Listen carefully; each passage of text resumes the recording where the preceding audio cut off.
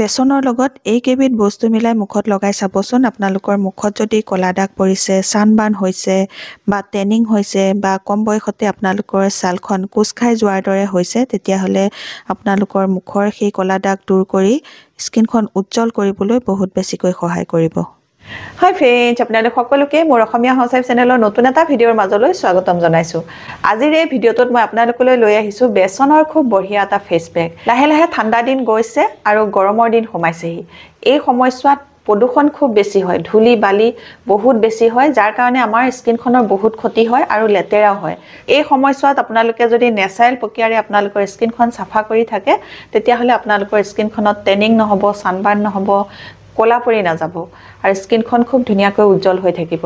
এতিয়া ঘৰুৱা ধুনীয়া এটা ক্লিনজাৰ মই আপোনালোকক বনাই দেখুৱাম, যিটো এই ছিজনৰ কাৰণে বহুত উপযোগী হয়। আজিৰ এই বেসনৰ ফেচ পেকটো মই আপোনালোকক দুটা ষ্টেপত দেখুৱাম। তে আহক চাওঁ এই দুটা ষ্টেপ কেনেকৈ কৰিব লাগে। বেসনৰ ফেচ পেকটো মুখত লগোৱাৰ আগতে আপোনালোকে প্ৰথমতে মুখখন ভালকৈ ক্লিন কৰিব লাগিব আৰু ক্লিন কৰিবলৈ হ'লে মই এতিয়া আপোনালোকক খুব বঢ়িয়া এটা ঘৰুৱা ক্লিনজাৰ বনাই দেখুৱাইছোঁ। তাৰ কাৰণে মই লৈছোঁ এচামুচৰ জোখাৰে নাৰিকল তেল আৰু সেই নাৰিকল তেলতে মই এতিয়া মিক্স কৰিছোঁ আধা চামুচৰ জোখাৰে নেমুৰ ৰস। ইয়াৰ পাছত মোক ইয়াতে লাগিব অকণমান মৌৱে আমাৰ স্কিনখন উজ্জ্বল কৰিবলৈ, হাইড্ৰেট কৰি ৰাখিবলৈ বহুত বেছিকৈ সহায় কৰে। এতিয়া মই তিনিওবিধ বস্তু ভালকৈ মিক্স কৰি ল'লোঁ আৰু মিক্স কৰি লোৱাৰ পাছত এয়া চাওক খুব বঢ়িয়া এটা ক্লিনজাৰ তৈয়াৰ হৈ গ'ল। এই ক্লিনজাৰটোৱে কেনেকৈ মুখখন চাফা কৰিব মই আপোনালোকক ভিডিঅ'টো পিছলৈ দেখুৱাইছোঁ। এতিয়া তৈয়াৰ হৈ গ'ল খুব বঢ়িয়া এটা ক্লিনজাৰ। এই ক্লিনজাৰটোৱে আপোনালোকৰ মুখৰ ছালখন উজ্জ্বল কৰিবলৈ, মুখৰ ছালখন চাফা কৰিবলৈ বহুত বেছিকৈ সহায় কৰিব। প্ৰথমতে মই এয়া গোটেই মুখখনতে ক্লিনজাৰটো লগাই লৈছোঁ। লগাই লোৱাৰ পাছত আপোনালোকে 2 পৰা 3 মিনিট ধুনীয়াকৈ চাৰ্কুলাৰ মোচনত স্কিনখন মাছাজ কৰি কৰি ক্লিন কৰিব।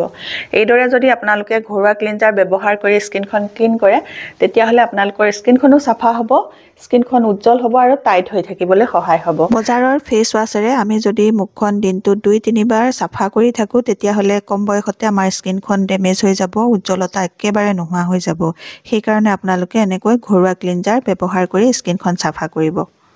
2 পৰা 3 মিনিট মই এতিয়া মাছাজ কৰি ল'লোঁ। মাছাজ কৰি লোৱাৰ পাছত এখন ভিজা টাৱেল আনিছোঁ।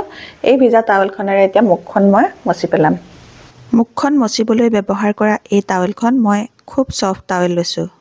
এনেকৈ ভালকৈ স্কিনখন ক্লিন কৰি লোৱাৰ পাছতহে আপোনালোকে বেসনৰ ফেচ পেকটো লগাব। এতিয়া মই আপোনালোকক এই বেসনৰ ফেচ পেকটো বনাই দেখুৱাম। এই বেসনৰ ফেচ পেকটো বনাবৰ কাৰণে মই এতিয়া ল'ম এয়া বেসন মোক লাগিব এতিয়া এচামুচৰ জোখাৰে। বেসনে আমাৰ স্কিনখন চাফা কৰিবলৈ, স্কিনখনৰ উজ্জ্বলতা আনিবলৈ বহুত বেছিকৈ সহায় কৰে। আৰু এতিয়া এই বেসনৰ লগতে মই মিক্স কৰিম অকণমান এয়া পিঠাগুড়ি মই আধা চামুচৰ জোখাৰে লৈছোঁ। দুইটা বস্তু মিক্স কৰি লৈছোঁ। মিক্স কৰি লোৱাৰ পাছত ইয়াতে মই এতিয়া দিম এয়া মচুৰ দাইলৰ গুড়া আৰু পিঠাগুড়িয়ে আমাৰ স্কিনৰ কলা দাগ দূৰ কৰিবলৈ, স্কিনৰ ছানবাৰ্ণ দূৰ কৰিবলৈ বহুত বেছিকৈ সহায় কৰে। আৰু দুইবিধ বস্তু মই মিক্স কৰিছোঁ বেসনৰ লগত, গতিকে গোটেই তিনিওবিধ বস্তু মিলি আমাৰ মুখৰ কলা দাগ, ছানবাৰ্ণ, ছানটেন এই সকলোবোৰ দূৰ কৰিবলৈ সহায় কৰিব। আৰু ইয়াৰ লগতে মই এয়া দি লৈছোঁ গাখীৰ মই জোখমতে এয়া দি আছোঁ আৰু মিক্স কৰি আছোঁ। আৰু মিক্স হোৱাৰ পাছত এতিয়া মই ইয়াতে মিলাইছোঁ এয়া এচামুচৰ জোখাৰে নাৰিকল তেলটো মিক্স কৰিলে আপোনালোকৰ স্কিনখন হাইড্ৰেট হৈ থাকিব। ফেচ পেকটো লগোৱাৰ পাছতো আপোনালোকৰ স্কিনখন ড্ৰাই নহ'ব। সেইকাৰণে ইয়াতে নাৰিকল তেলো দি লৈছোঁ। ইয়াৰ পাছত মই এয়া দিছোঁ কস্তুৰী হালধি। আপোনালোকৰ ঘৰত যদি কস্তুৰী হালধি নাই তেতিয়াহ'লে আপোনালোকে পাকঘৰত থকা খোৱা হালধিকে দিব পাৰে। কস্তুৰী হালধি মই পৰিমাণটো অকণমান বেছিকৈ দিছোঁ, কিন্তু পাকঘৰৰ খোৱা হালধি দিলে আপোনালোকে তাৰ পৰিমাণটো কমাই দিব। ফেচ পেকটো অকণমান টান হোৱাৰ বাবে মই আৰু অকণমান গাখীৰ ইয়াতে মিহলাই ল'লোঁ। এতিয়া এইটো জোখতে আপোনালোকে ফেচ পেকটো বনাব, বেছি টানো নহয় বেছি ঢিলাও নহয়। এতিয়া এই ফেচ পেকটো লগোৱাৰ নিয়মটো কেনেধৰণে লগাব লাগে মই ভিডিঅ'টো পিছলৈ দেখুৱাইছোঁ, আপোনালোকে ভিডিঅ'টো চাই গ'লে দেখা পাব। এতিয়া তৈয়াৰ হৈ গ'ল বেসনৰ খুব বঢ়িয়া এটা ফেচ পেক, যিটো ফেচ পেকে আপোনালোকৰ স্কিনখন দুগুণে উজ্জ্বল কৰিবলৈ সহায় কৰিব। যদি আপোনালোকৰ স্কিনখন কলা পৰি গৈছে বা টেনিং হৈছে, ছানবাৰ্ণ হৈছে, সেই ছানবাৰ্ণ দূৰ কৰিবলৈ সহায় কৰিব। স্কিনখন খুব ধুনীয়াকৈ উজ্জ্বল কৰি দিব। এতিয়া এই ফেচ পেকটো কেনেধৰণে লগাব লাগে তাৰ নিয়মটো মই আপোনালোকক দেখুৱাইছোঁ। ফেচ পেকটো প্ৰথমতে আপোনালোকে এটা পাতল তৰপ মুখত লগাই ল'ব।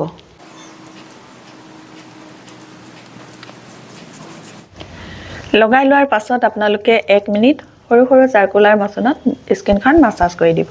ফেচ পেকটো লগাই আপোনালোকে যদি 1 মিনিট এনেকৈ মাসাজ কৰি দিয়ে তেতিয়াহ'লে এটা ভাল স্ক্ৰাবৰ কাম কৰিব আৰু স্কিনত থকা ডেড স্কিন চেলবোৰ দূৰ কৰিবলৈ সহায় কৰিব তেতিয়া স্কিনখন উজ্জ্বল হৈ যাব ফেচ পেকটো লগাই 1 মিনিট মাসাজ কৰাৰ পাছত বাকি থকা যিখিনি ফেচ পেক সেই ফেচ পেকখিনি মুখত আকৌ এটা তৰপ মই এয়া ডাঠকে লগাই দিছো ফেচ পেকটো 2 নম্বৰ প্ৰলেপটো লগাই লোৱাৰ পাছত আপোনালোকে 20 মিনিট ৰাখিব 20 মিনিটৰ পাছত আপোনালোকে কুহুমীয়া গৰম পানীৰে মুখখন ধুই দিব মুখখন ধোৱাৰ পাছত আপোনালোকে প্ৰথমতে অকনমান গোলাপ জল মুখত লগাই ল'ব জলখিনি মুখতে শুকাবলৈ দিব শুকুৱাৰ পাছত আপোনালোকে নিজৰ যিটো ময়শ্চাৰাইজাৰ লগাই সেই ময়শ্চাৰাইজাৰ লগাব ময়শ্চাৰাইজাৰ লগোৱাৰ 15 বা 20 মিনিটৰ পাছত আপোনালোকে যিটো সানস্ক্ৰিন লগাই সেই সানস্ক্ৰিনটো লগাব সানস্ক্ৰিন নলগোৱাকে আপোনালোকে নাথাকিব কাৰণ সানস্ক্ৰিন নলগালে আমাৰ স্কিনখনত টেনিং হ'ব সানবাৰ্ন হ'ব যদি টেনিং হয় সানবাৰ্ন এনেকৈ হৈ থাকে তেতিয়াহ'লে স্কিনখনত লাহে লাহে পিগমেন্টেশনৰ সমস্যা আহি যাব পিগমেন্টেশনৰ সমস্যা যাৰ আছে আপোনালোকে জানে পিগমেন্টেশন সোনকালে দূৰ নহয়